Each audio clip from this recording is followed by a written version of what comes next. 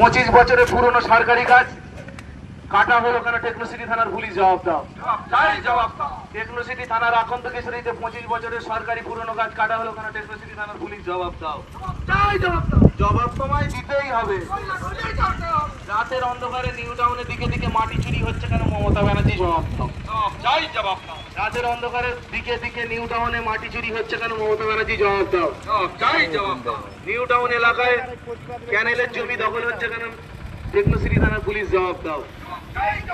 সমাজ বিরোধীরা সমাজের বুকে বুক ফুলিয়ে ঘুরছে কেন? টেকনোসিটি থানার পুলিশ জবাব দাও।